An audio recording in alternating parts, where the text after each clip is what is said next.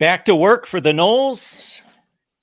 Can we come up with the last time Florida State was undefeated coming off a bye week? Boy, good times for Florida State football. It's been a long time, and the train is rolling, and Virginia Tech is coming to town. We will size up the Hokies coming off one of their best games in forever as well. Florida State Seminoles live right here at the Voice of College Football. Chris Frazier's right next to me. Spear Addicts is the place to be right here for Florida State football talk.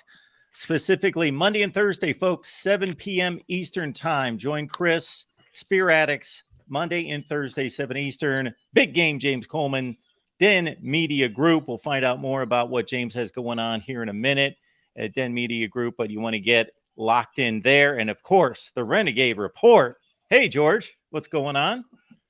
Good to see George here. And you can join George on the Renegade Report right here on YouTube. And, of course, after the Florida State games right here at the Voice of College Football.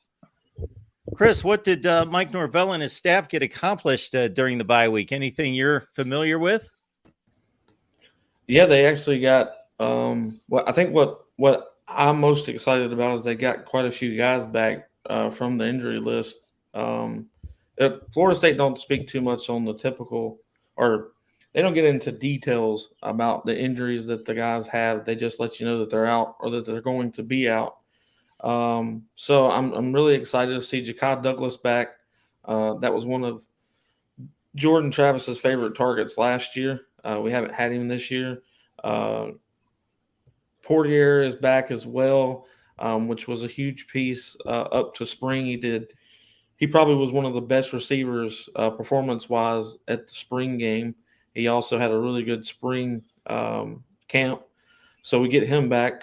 It's not like we need to add a lot to the wide receiver room, but I guess when you've got 4 or 5 dynamic guys, then that helps out a lot. But most of all, getting someone like Robert Scott back, also Maurice Smith, not needing treatment after every series that we get the football is going to be nice. So a lot of folks actually within a week going through the right processes of treatment, having a couple of days off this week instead of practicing as hard as we usually do.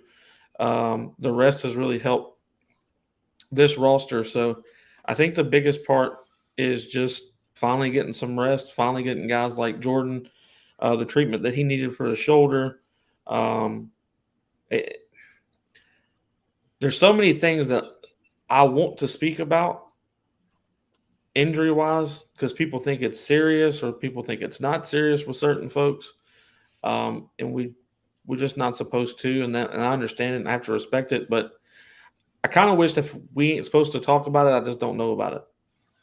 So it's kind of hard when you know what's going on. You got a bunch of people saying, oh, this guy's out for 6 weeks because of this, and that's not even the part of the body that they're injured on.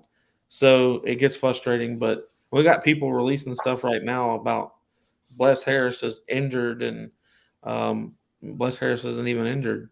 But, they need clicks, and they need people to read their stuff and watch their shows. So it's just frustrating because it's not true, and I hate when our own media will make up a story just to get people to click on it. But really excited for the health of this team over this bye week. I'm really excited for that. It's not an exciting opponent. There's nothing really controversial going on. You can go through the bullet points and see why, some people think that they need to stir something up. James, what's on your mind concerning FSU? Just how do you continue to grow and build upon what you've already done? How do you continue to climb? When you have the lesser opponents or considered or supposed to be lesser opponents, how do you respond to that? From everything that I understand, we did come out of the break relatively healthy. Got some guys, some younger guys, some more reps, more opportunities to learn a little bit more. So, how, like to quote Mike Norvell, how you do anything is how you do everything. If they could go out there and play some championship football, that would be great to be able to see 4 quarters of football strung together and kind of get rid of, I know they don't really care about the outside noise, but like it would be great to shut people up. because every week you find it's amazing that we as a fan base are finding creative ways to be panicked about stuff like, oh man, this Virginia Tech quarterback worries me. When, okay, I get it. He's athletic, he's big, he's got an arm, but like, they're also, I believe, 1-3. They don't have an overall great record for you to be panicked about anything. Their offensive line isn't great, but we will get their best game. So can we go out there and play to the best of our abilities for more than a quarter and a half? That's really what I'm concerned about. But we won't know until the game comes, and I won't have fake fear when it comes to the game. What say you, George? Yeah, man, I totally agree with everything they said. People don't realize, we understand, but people don't realize this is, we've had 3 games away from home. Yeah. So, George, I think we lost you. We still have you, but for some reason we're not getting your audio too well. Well, y'all carry on. I'll pop back out. Excellent. Yeah, Virginia Tech, they had lost 9 consecutive Power 5 games. They did pop up to beat Pitt. I don't know what's happened to Pitt. Most people projected them to be a roughly fringe top 25 team, including myself. They went 9-4 with a bowl win last year. They won the ACC 2 years ago. They've had one of the top sack teams, pass rushing teams in college football for about 5 years, and they just can't beat anyone, including Virginia Tech, who had lost 9 consecutive games against Power 5 teams.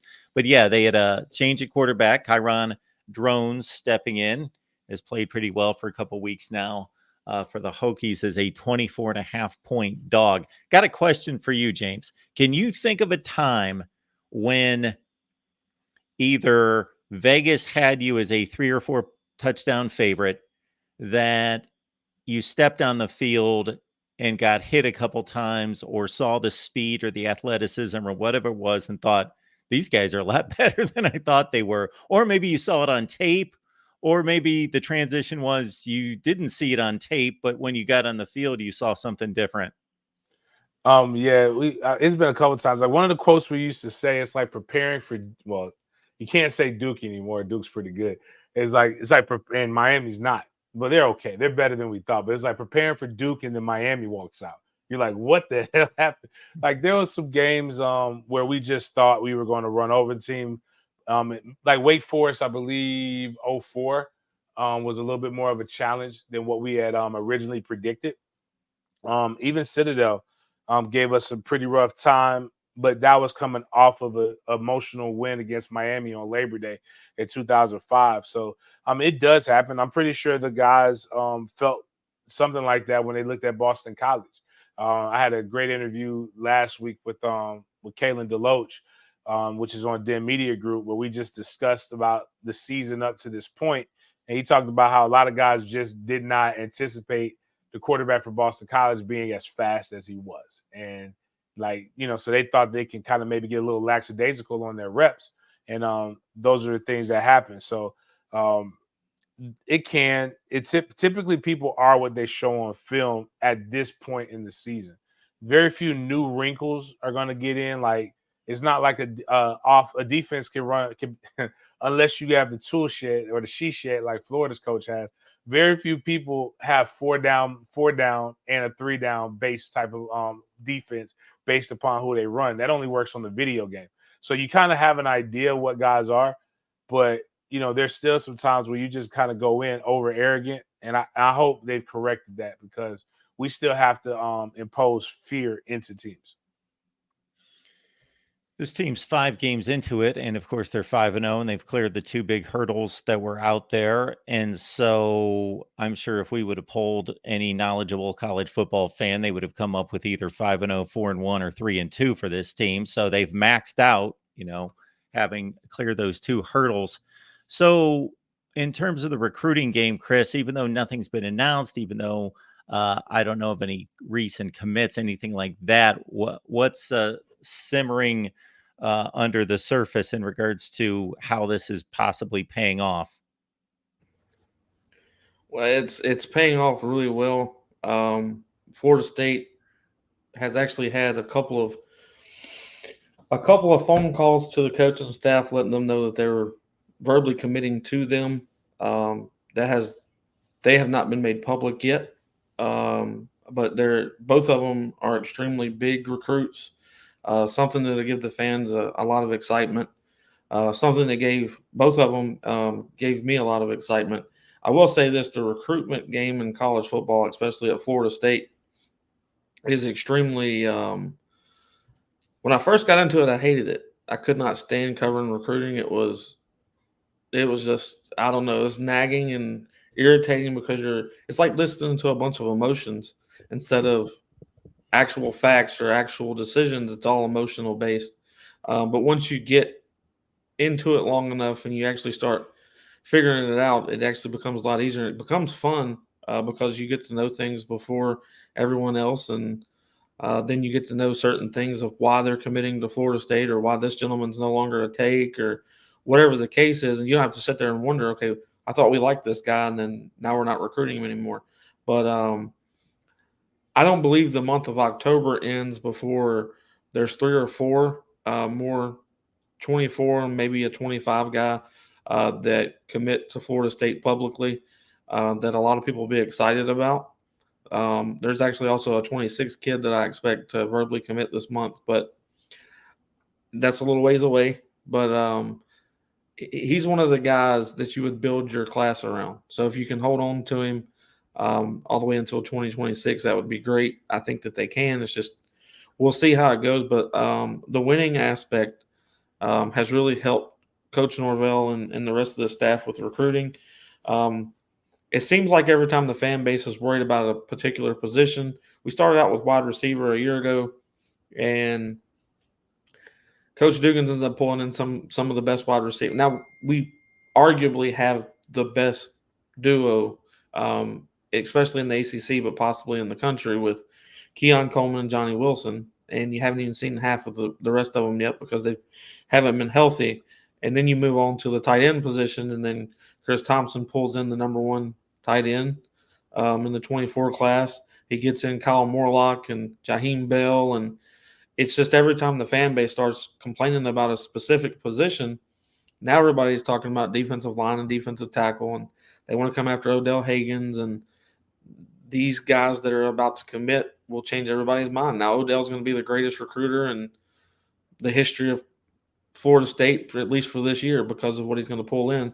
But kind of talking back, going back on to what you said, is a little bit off topic of recruiting, but I tell everyone in the ACC that keeps bringing it up to me, how did we miss so bad on Pitt? I thought they were going to be this. And I said, well, look, I don't know how you ranked or thought TCU was going to be this year, but I think that's a much bigger miss than Pitt. So if you didn't look too highly on TCU and you gave Pitt more credit, I wouldn't fault you too much for it, but a huge miss for the country was TCU. They had 16% returning production, and everybody thought, hey, these guys are going to come be a contender possibly again, at least be, a 10-win team. And I don't see that happening. So don't feel too bad if you put too much stock in Pitt, as long as you didn't do it with both. And then what James was talking about as far as going back, actually, I'll let James finish with that one because I think his answer was too good for me to kind of get on the back of. But something you said, this game's not really exciting. It's Virginia Tech. We're not too excited about it. But Florida State football players, even though some of them weren't here to experience it, but these coaches and have heard about it for the past couple of years. It's the first time we've played Virginia Tech since we opened up with them.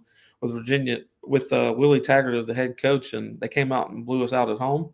So there's a huge payback feeling with this game, and they're not going to see any swag surfing in this game before it starts. But I think this team's going to make up for the beating they gave us a few years back, and we're going to initiate dominance on Virginia Tech this weekend. Yeah, I mentioned that to James last week. I said the only 2 things I remember from that game, I brought up that game is, well, 3 things. One would be I remember the final score. I always remember final scores to almost every game in the country for whatever reason. That's just how my mind works. But I remember Cam Akers going for 85 yards. My guess was 70. I looked it up, 85 yards. He had -3 the rest of the night. I just remember, boom, out of the gate. Everybody in the nation's got their focus on this game. It was one of those Sunday or Monday night, Labor Day weekend games where which is, again, genius for Florida State to take advantage of that, because you've got a captive audience. If people want to watch football, they're watching you. And then the rest of the night, I'm thinking, okay, don't be too hard on Willie Taggart, but he is supposed to be an offensive guy, huh? And it just nothing from there. And that was my recollection. And of course, it didn't turn out from there. Yeah, just a much different atmosphere, much different climate. You're getting Coach Norvell in year 4. He took his bumps year 1. I mean, there was a lot of stuff. I mean, I'm not finna go take on the role of Jason with that, but I would even say I was not necessarily overly critical. I was just critical because it looked like the direction that the program was taking was something that was unprecedented. Whereas, we had one coach consistently for 40 years, that you had another coach leave you, and then you fired a guy a year and a half within his tenure, which was at the time, and it's still not kind of policy, unless you truly have some kind of controversy like what's happened at Michigan State. But even then, he's been there for a little bit of time. He's still been there more than 18 games, and you make statements like 6-6 is not the standard, and then we go 3-6, and it's just like so the things that happened, it was just we set the standard for that. But Coach Norvell had a play. He knew exactly what he wanted to do, and he did it. And then he took advantage of he got into, and what I told somebody later on, they talked about how prepared he was, but there's no way to prepare for a nationwide pandemic that we haven't seen since the Spanish flu. That was the last time this happened. So, and college football's changed a little bit since then. So I think from a recruiting perspective, from a buy-in perspective, from getting guys understanding what he wants and wants to accomplish, and me and Kaylin talked about this as well, I take for granted that when I walked out on the field, everybody knew where they were going because everybody had been there before. So, you got guys who don't even know when period 1 whistle hits where they're supposed to jog to on the hop. It's just little discipline things like that you literally, Mike had to teach every aspect of what he wanted done to these young men. And they've fought through it, they've dug through it, and now they're starting to reap the benefits of it.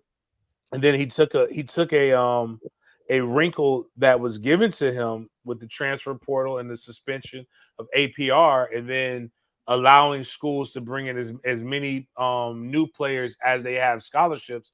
I think when this is all said and done, there could be a masterclass of how to flip and rebuild your roster done on him, potentially Dion, but definitely done on what Mike Norvell has been able to do in a short amount of time with the transfer portal, winning 10 games last year, on track to win 10 games this year. And now the recruiting class. Talk about what Chris talked about. I have no idea why people are complaining about recruiting. We're ranked 6th in the nation.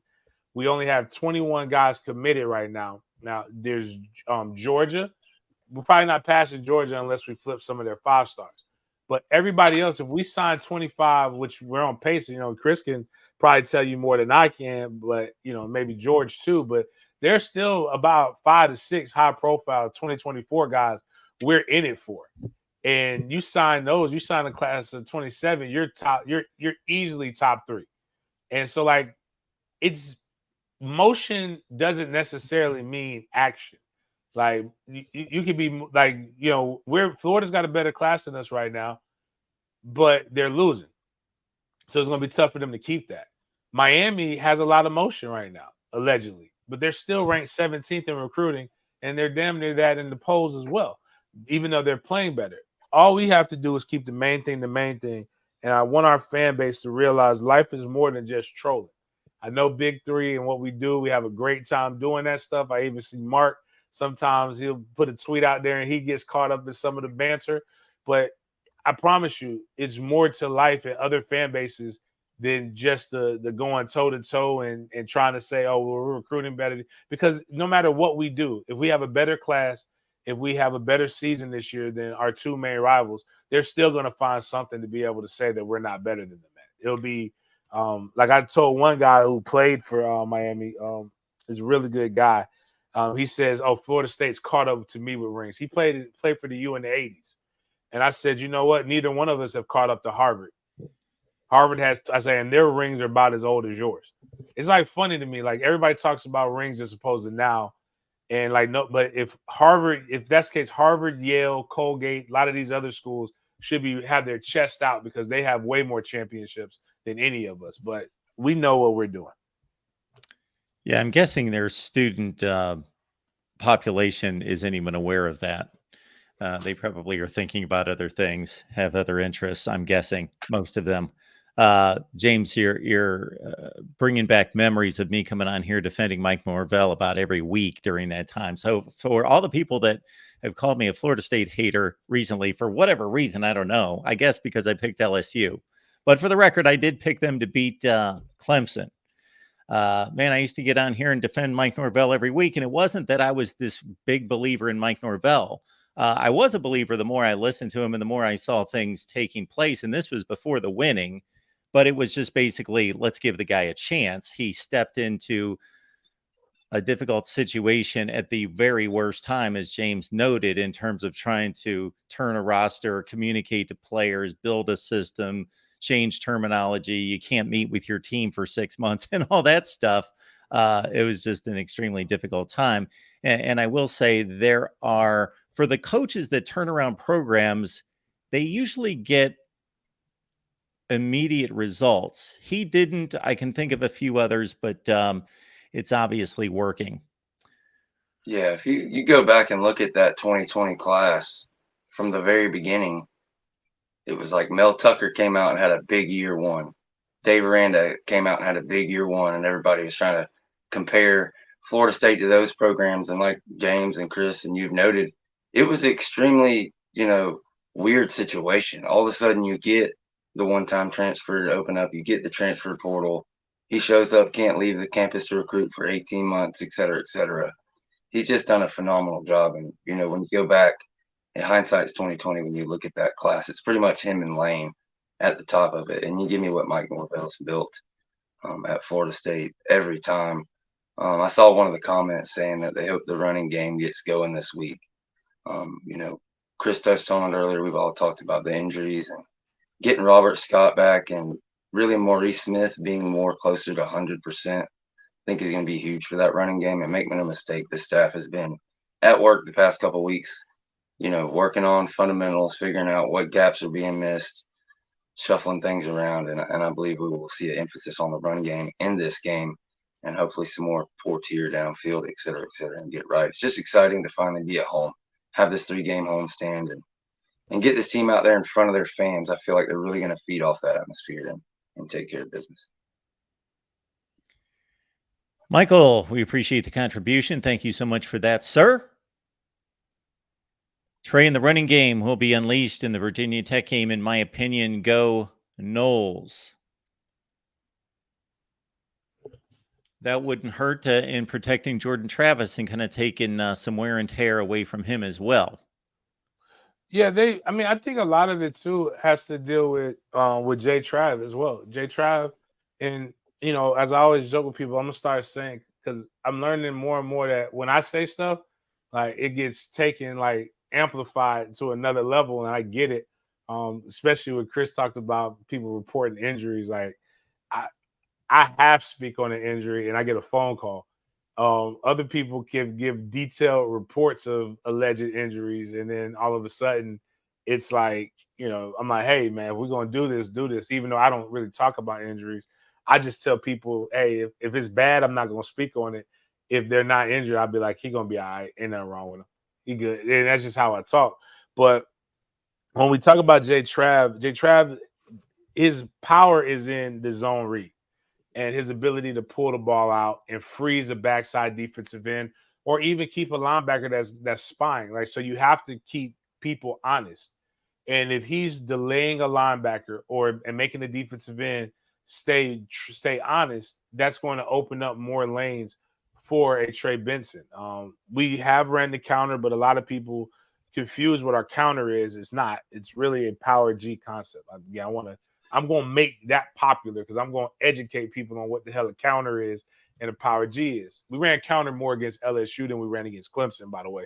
But when you have and what Clemson's linebacker did a better job of was spilling the guard. So guard pulls around, he comes in and he meets the guard head on, and they have a linebacker scraping across. When that linebacker recognizes it and he actually pushes the guard into the backside, the other puller, it really slows down the running back's lane. It slows down the running back because his lane is broken up. So now he's got to redirect, which gives the defense more time to swarm. But I also think that some of it just comes and guys are pressing too hard and not recognizing the holes that are there. Me and CJ Wilson, I think it was 2 Mondays ago. It had to be 2 Mondays ago. Did a good breakdown where we just talked. I just showed him, like, hey, the hole was right here. It's one more gap to the left. If he would have just been, not just ducked his head and tried to power through, he'd have been fine. He would have been able to hit the hole, get big chunks of yards. But I say all that to say is that we have Clemson, which is probably one of the best D-lines we're going to face. You have Boston College, who said what we're going to do is on this wet, rainy, and cold day, we are going to force Jordan Travis to beat us with his arm. We are going to load up the box and we're going to blitz. And Jay Trav ended up getting hurt. So Clemson said, well, we're going to force Jay Trav to throw the ball here too because we know he had an arm injury. So it was a lot of things that have been dictated the last few games that and then when you look at LSU, the game was never in doubt. So there was no need to, like, what we were doing was working. You go with what works at that point. So I think the running game will, as the season progresses, pick up. Yeah, we got to get Jordan to get to leveraging that line. That's the big difference we saw ever since 2021. We went on that 5-game run. If he can pop those reads when he needs to and make some true game-breaking plays on the run, it'll back those linebackers off. And we won't see any linebackers like we saw at Clemson the rest of the year. I truly don't think that, especially not with Virginia Tech this week. Folks, we appreciate y'all being here. Florida State Seminoles Live comes your way every Wednesday at 6 Eastern. Make it to Spear Addicts every Monday and Thursday night at 7 p.m. Eastern time with Chris. James, do you have set times on Den Media Group? Yeah, Monday, Wednesday, Friday, we do. We're at 9:30-ish. Between 9:30 and 10 o'clock, we will be on there. So, but we did a giveaway on Monday. We finally got to 3,000. We gave away $300. We gave away $300 to a listener. We gave away $300. We gave away $70. And for people who are members, we do a weekly college football pick'em and a weekly NFL pigskin pick'em. So there's money. You get $50 if you win. That week, the person who wins the most during the season will get $150 at the end of it. We'll do a bowl game pick'em, and then on Thursdays about 10 o'clock, we it's not a live show, but we put up our TaxSlayer Gator Bowl Drive to Selection show presented by Toyota. We put that up where me and the CEO of the Gator Bowl, Greg McGarity, kind of break down the week in college football and what the predictions are for the Gator Bowl that week. So if anybody's ever been interested in how bowl selection happens, this is literally a step-by-step process into the mind of how does a team get picked. Obviously, it's SEC, ACC for the Gator Bowl, but like this week, we kind of let people see the marker board where you could go see, hey, these are the two teams that we think are out right now. There's one team in the ACC and one team in the SEC that we believe are out of Gator Bowl contention for positive ways. I think there's 6 teams that we're predicting right now that have a chance to be in the New Year's Six Bowl. Obviously, all 6 teams won't be there, but for the ACC, but there's only one team right now in the SEC that has a chance at a New Year's Six Bowl. And then we have a bunch of teams that are that we believe have a chance to come to the Gator Bowl. So those are the shows and then Trey's Take will be done next Sunday. So those are the cool things that we have. My son comes on and gives the opinion that everybody wants to know what a 10-year-old thinks about college football because it's very important. And he comes on and gives his breakdown of FSU and what he saw from what he knows. Renegade Report. What's going on over there? Man, actually, I believe Chris has been running at 8 Eastern, and I jump on there sometimes. We all do stuff together. So I've been running Mondays and Thursdays at 7 Eastern. We've actually got my guy Brian from the Boundary Corner podcast. It's a pretty big Virginia Tech platform. He's going to come on, and we're going to get so kind of deep into the Virginia Tech X's and O's tomorrow. And then, of course, Saturday with the post-game show, like you mentioned earlier, trying to get my guy Jake Crane to come join us, try to get somebody different to join us after each game. James and Chris joined us the past 2 weeks. So just keep building that post-game show and the Renegade Rundown right here at the Renegade Report. Love it. Love it. Well, in anyone's prep on Virginia Tech, for as extensive or as light as that's been, is anyone seeing anything that they have any concerns about? They run the ball hard. They got a good running back. He runs hard. The quarterback, he's physical more so than he is fast. He's not the fastest guy. I think James even said it was like a 4.6, 4.65, somewhere around there. He's not the fastest, but he can hurt you with his legs. But he's more physical than anything. He's between 235 and 240.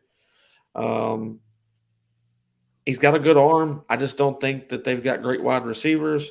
They're kind of limited when it comes to wide receivers. The biggest weakness of their offense is their offensive line. They're undersized. They're young. They're undersized and they're young.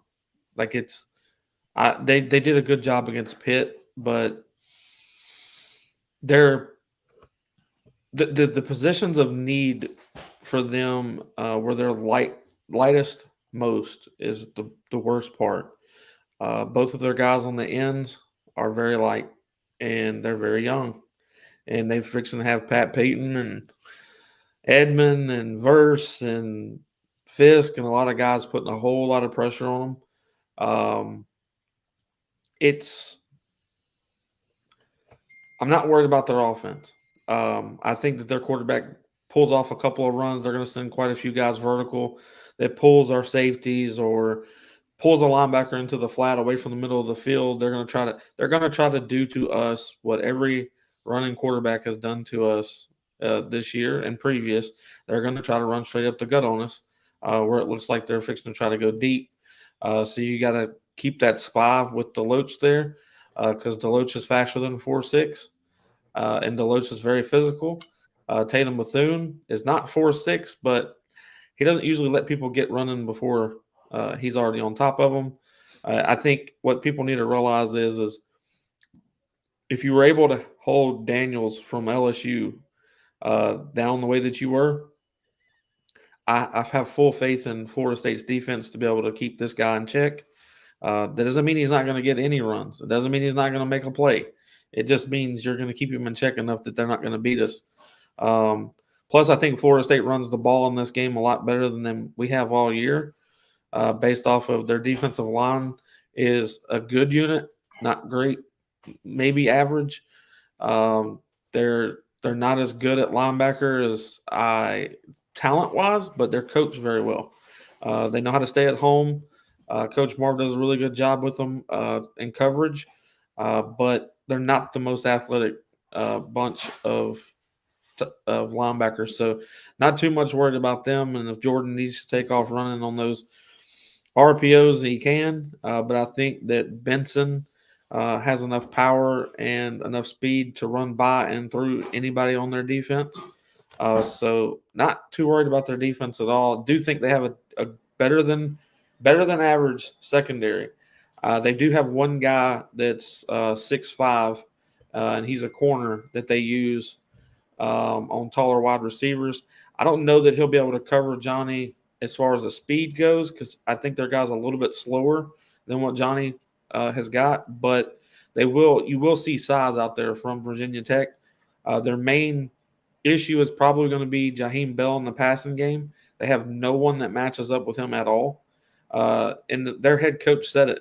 We have a good guy, from the scrimmage team that can mimic Johnny Wilson and that can mimic Keon Coleman to the best of their ability. but they absolutely have no one that can mimic Jaheim Bell. They have nothing like that. So I think Jaheim Bell will be a huge thorn in their side throughout this game. He will be open a lot. And then you bring people back like Portier. He's kind of like a Pokey Wilson to me, a little bit bigger, but he's pretty quick. Great hands. It's going to be guys, they're going to be focused on Keon Coleman. They're going to be focused on Johnny Wilson. Those are the two deep threats. Those are two big guys. Those are two gauntlets of people, and they're going to mismatch everywhere else. I think that's why you see Florida State utilize all of the other wide receivers more so. It's not stating that Johnny or Keon won't make plays, but I think that we target other wide receivers much more in this game than we have previous in the year. I would think that Boston College becomes the blueprint for any under-talented team in the ACC that's taken on Florida State, that you at least look at it and think, okay, what can we do that's similar, or maybe some things that they can't necessarily adjust to too well. I don't know. That's my thought, at least from a starting point on that. I mean, that's what I would do. I mean, what's the point of what's the point of being in a shootout and you don't shoot all your bullets? Like, there's no need to save them. Like, if you feel like you're outmatched, you have to be aggressive. And you have to be aggressive and make it ugly. And that's why I preach to people, like, you got to play team ball. And the offense has to complement the defense and offense have to be complemented by the special teams. You have to be able to do things to help people out. So I always tell people that Boston College game could have been a lot easier on the defense had the offense been more explosive. If you don't get blanked in the third and the fourth quarter, if I remember correctly, you have to be able to go in and consistently score. Hold on. What's up, brother? And then the same thing with Clemson. You can't go and not score any points in the second half. You have to be able to continue to press. If you are pressing the other team, you're going to make them have to get out of what they're comfortable doing. And what that does is your offense has made the other team's offense uncomfortable. Now your defense can play back, which we're actually probably better in the secondary than what people actually want to give credit for. And our D-line is probably better than what they've shown in terms of sacks right now. They just haven't been able to get home. So if they're able to get home, because the quarterback has to stand in the pocket a little bit more, you will start to and the quarterback can't just go run and scramble for 24-yard gains because he knows he's got to push the ball down the field.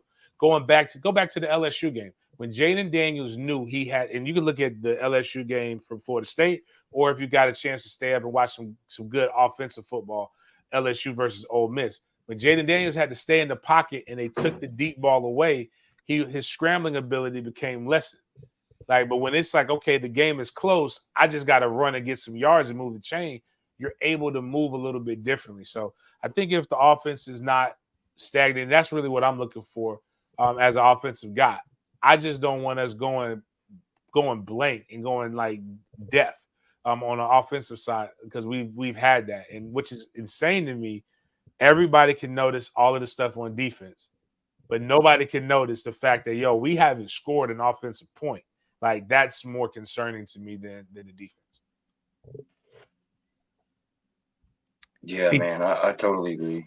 Go ahead, Mark, my bad. No, go to it, George. Yeah, I was just going to say, man, I totally agree. We have seen extremely what guys have come out and done to us, especially Boston College. And like y'all said, that'll be a roadmap for teams going forward. They have limited possessions in that first half. We've only had 70 points going into each game, but at halftime, but we've only had 2, 3. I don't know if we've had more than 3 possessions, excuse me, in the first half all year. When you look at it, the biggest thing for me, for the team as a whole, I just don't want them to look at the Rutgers tape or whatever high school they lost to of their 2 losses for Virginia Tech. Just don't get lulled to sleep by seeing other teams, lesser teams dominate them, et cetera, because you're going to get their best shot. These guys are going to be fired up coming into Tallahassee, but I want to see the offense get way more possessions in the first half if possible, and that comes from the defensive side of the ball. They touched on it. I don't know exactly what the game plan is. I'd like to see a Kalen DeLoach spy this guy. Like they said, force him to throw that ball. I'm not sure if they're going to blitz more in the first half, I believe we blitzed on 10% of plays in the Boston College game. That's one of the big things. Get pressure on this guy early and often, and not let him get in sync, get settled down, and watch that Red Sea part, when they run crossers and run down the middle of the field. And I fully expect this coaching staff to have been, really spending a lot of time on that. And let's get up big early, and let's see Jordan Travis ride the bench the second half. That's what I'd really love to see. And if all things go according to plan, maybe we can see that. But big part, get possessions in the first half. If you only get 2 or 3 possessions in the first half, you're going to be looking at a tight game, regardless. And also to that point, obviously, if you're going to scout the opponent, it makes total sense to watch who they played, of course. This team lost to, as George mentions, they got taken out by Rutgers, who's a very much just, hey, run the ball, play defense kind of team. Not a whole lot of skill, but a really tough team. And they lost to Purdue. So they lost to some lower level Big Ten teams in fairly close games. Well, the Rutgers games got kind of away from them. And then they lost, I can't remember in the ACC who their other loss was to. It's not coming to mind. Anyway, they then turn the corner against Pitt. But teams do change. Teams do evolve. There are injuries. There's development throughout the season. I got to think that if coaches are doing their, unless there's just a ridiculous rash of injuries, if coaches are doing their jobs, then almost every team in the nation is improving. However, some are improving more than others. So it makes others look like they're not improving, and they may well, in fact, have improved. But so teams do change and evolve throughout the season. John, we appreciate the post there, letting everyone know that we've got 2 ways for you to lock in here at the Voice of College Football. One is on Patreon, patreon.com/MarkRogersTV, and also with a YouTube membership over on the main channel. You get the Discord link to talk college football 24/7, 365. You get my predictions, 58% against the spreads, 80% money line, and you get our guy Steve Merrill from Wager Talk, who's 16-2 against the spread on his under the radar selections that are exclusive to us. So if any of that interests you, or you just want to support what we do, it's $5 a month, Patreon or a YouTube membership. I noticed we fell to number 2 in your rankings. That makes sense, man. What's up with that? I know what Texas got. They did add a little quality win while we were off, but man, that's what happens. It's fair. It's a Better than fluid 5. ranking. You don't hold your position just because you don't lose. It's a fluid ranking. So Texas putting them almost 700 yards on Kansas was enough to vault them to number 1 for the time being.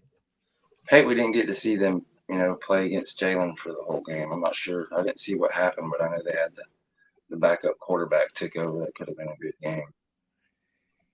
Yeah, it might have been. It might have been. That is definitely a good point too. If Texas beats Oklahoma this week, man, then they're definitely they're definitely the number 1 team in the nation. You got to put them number 1 if they win that, right? Yep, that'd be my opinion. Yep. And Mark, you said something that was interesting, and I think it's kind of real, but it's still a lot of false hope for a lot of teams right here. And I think some schools have played just outright. The month of September that they had was outright brutal, and we don't really know what they are. Are they good? Are they not good? Did they get lucky? Most people don't get lucky like 2 or 3 times. LSU was. I think LSU is still a really, really good team that got caught in the blender with Ole Miss, which is weird because neither one of them scored a lot of points against Alabama when they play, but they were able to score a bunch of points on each other. It's Texas, and then Texas A&M, ever since they beat Miami, was that a fluke? Are they just better than what they showed that first game?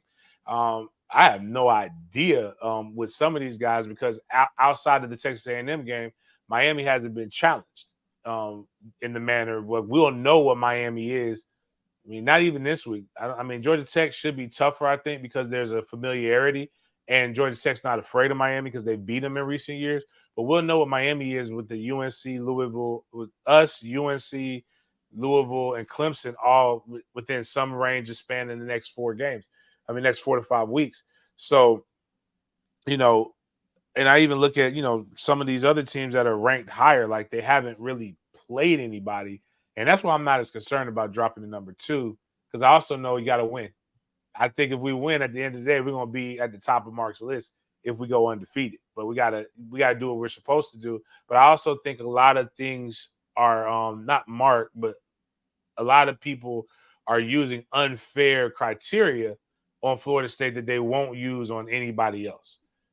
Florida State struggles with a 3-2 team. Georgia struggles with an unranked team, and that we know is not on the level of Clemson, and that's considered a good win. And I just think it's some things that I'm not saying we should be ranked higher than Georgia. I'm just saying the criteria and the excuses that get made by nationals is a little bit interesting when you're trying to figure out how to best project where you're going to be at when they keep moving the goalposts. Yeah, it all depends on what your approach to ranking is. And I could do it different ways. I do it based on a resume. And so I don't necessarily believe that those are the 25 best teams in the country in that order. I've got Georgia 8 right now. I don't believe they're the 8th best team in the country. I think they're a hell of a whole lot better than that. Just they've played 2 decent teams and didn't play well and pulled the games out in the fourth quarter. So I just keep a chart. I keep a spreadsheet. I put in wins and margins and try to figure out, okay, who's got the best resume, the second best resume, the third best resume. But I could rank them completely different. If I ranked Florida State on how good I think they are, they'd still be somewhere in the top 3 or 4. I don't know if I'd have them number 2, maybe. I don't think there's a definite number 1 team in the country, but I agree with you guys that Texas has earned it if they get by Oklahoma in terms of just quality of play. Yeah, there's no doubt. They've looked good, and this is going to be a big hype game for them. And then it's pretty funny, the Big 12, they're both leaving to go to the SEC. The SEC is struggling and just begging for a couple teams to take the banner for them. And it's Texas, Oklahoma, number 1, number 2 in the Big 12 before they hightail it out of there. It all go, like James said, just take care of business and we'll be all right. Yeah. We've got we've got Duke, we've got Miami coming up, both ranked. It'll all come out in the wash. I'm ready for the rest of the teams around the country. It's going to be the next month. We're really going to find out. We'll get that first college football playoff ranking to come out. That'll be very interesting to see their approach, whether they go more win and loss or more power ranking or more resume. It's going to be fun. Going to be a lot of storylines. I mean, this would have been the perfect year for the 12-man playoff. It's pretty ironic how it's been pretty much one team that you knew was going to win for the past 5 or 6 years, and then it's parity this year, baby. It looks like it. Just hope that Miami's ranked when we play them, but we don't. Yeah. Well, I don't think if they lost, it'd be UNC, Clemson. So they might still even be in the polls after that. I think they lose to us, which previous to that. So yes, let me go with this. I believe they lose to Louisville, UNC, Clemson, and then us. I know everybody's high wagon with them beating Texas A&M. Man, I get it. Whatever. Texas A&M either puts a game together or they don't. They're never mediocre. They're either bad or they're good. And that was the same way with Florida State when Jimbo coached here. 2013, our whole year we were up. 2014, for some reason, we had to come back in every game that we played in. We were down at halftime. We had to come back and win games at the last minute. It's something about the way I don't know what it is, but everybody's like, Texas A&M is a different team now because of, they've been winning since they lost to Miami. Maybe they're different. Didn't they lose to a G5 or something last year after they beat Miami? Or was that the year before? I believe so. They didn't. They did the week before. They lost to App State. Yeah, that's right. They lost to App State, then they came and beat Miami. But I'm not trying to be a Texas hater. I think they're a very good football team, but Kansas, eh. With the backup, that's what got me. And then Oklahoma, I think, is a really good football team, but has Oklahoma been tested at all this year? No. So when you look at if they beat Oklahoma, it's to me, Oklahoma and Miami are on the same exact trajectory right now. They've not played the greatest teams. They've done what they were supposed to. I mean, when you're a Power 5 team and you're playing against Miami of Ohio or Rice or these teams that they've been playing,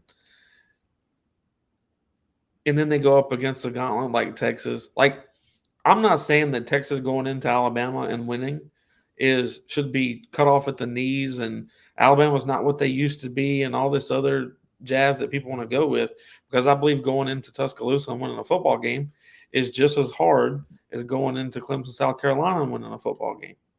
I don't think it's harder, because if you look at last year, or 2019 was the last time Alabama lost at home. The last time that Clemson lost at home was last year against South Carolina, if I'm not mistaken. But both of those teams that winning at their house is probably very similar. Now, over the past 10 years, I believe, or 6 years, I believe Clemson has a better home record than anybody in the country. But, I mean, I think a lot of people looked at Clemson and they're looking at Alabama and they're judging them the same way. Oh, they're done. They're not this anymore. They're not coming back.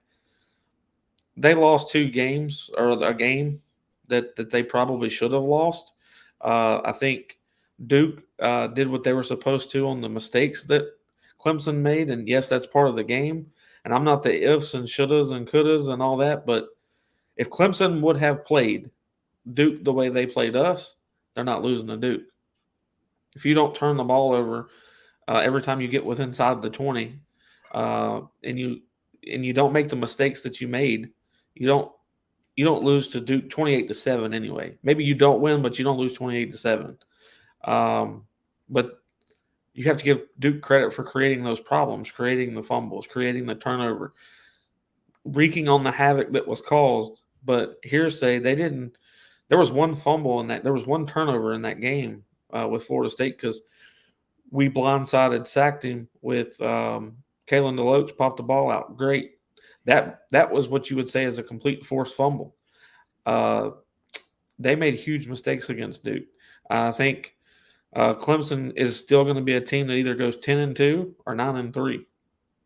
I don't think they fall much farther behind that. And I think when you win 10 ball games a year, you should be considered a good team. Alabama, they might lose one more, maybe, but they're not going to just fall to everybody. As this Milroe kid starts figuring it out, this offensive line starts meshing together, they're not. I think everybody's quick to judge off of these first 4 or 5 weeks, and only because these teams lost to 2 games early or a game early, it doesn't mean that they're going to lose a gauntlet more of games. That's not how this works. They could win out the rest of the season. I'd like to make one point about rankings. I could do like a 3-hour dissertation, believe me, on rankings, but I'll just take one little slice of it. And this is it right here. So basically, everyone thinks that these AP voters and these coaches poll voters, who aren't necessarily the coaches, vote on 25 teams. No, that's the ranking. The ranking goes down to about 40. These teams are at the bottom. They're no less ranked than these teams are. Maryland's 26, Kansas State's 27, Texas A&M's 28, and so forth and so on. UCLA's 29. They're ranked teams. They just don't choose to put a number next to their name, but they ranked them. They voted for them just like they voted for everybody else. There is nothing special about them stopping the list at 25. So there are 40 poll points between numbers 24 and 25. There are only 9 poll points between Louisville at 25 and Maryland at 26. There's like Well, it's nothing like- magical about this that stops at What's the 25. difference in what West Virginia's done and some of these teams with a loss Well, are that's way a ahead of whole them? other. That's what I don't That's understand. a whole. I could go off on that too, but just West in Virginia regards and to Maryland. there pissed. being a number next to some teams' names and other teams' names, they could put a number next to Tennessee. all those other teams. Good Lord. Because that's the same exact voting process. So those teams are ranked. They just didn't choose to list them. Right. Rankings really don't mean anything to me until week 8.